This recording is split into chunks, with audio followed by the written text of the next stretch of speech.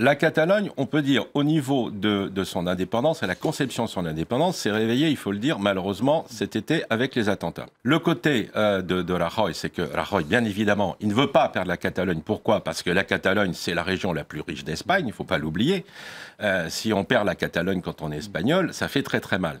À savoir que Rajoy a fait ça en Catalogne, je ne pense pas qu'il l'aurait fait au Pays Basque. Ils se font respecter. Et bon, le niveau catalan maintenant, ce qui est très grave, c'est que vous avez la Guardia Civil qui arrive donc en Catalogne et qui va supplanter le Mossos d'Esquadra, qui sont la police catalane. Là, il risque vraiment d'y avoir des problèmes.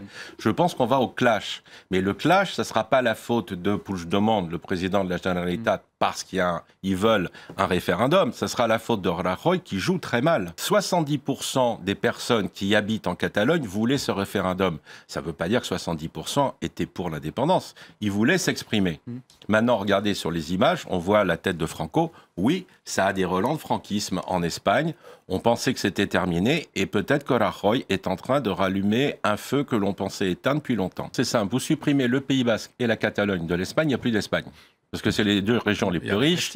Et la Castille, rien ne pousse. Et de toute façon, ça n'a pas été développé. L'Andalousie non plus. Le vrai problème espagnol, il remonte à la mort de Franco. Quand la démocratie est arrivée en Espagne, je rappelle qu'il y a une loi d'amnistie générale, c'est-à-dire autant pour les crimes franquistes et les actions républicaines.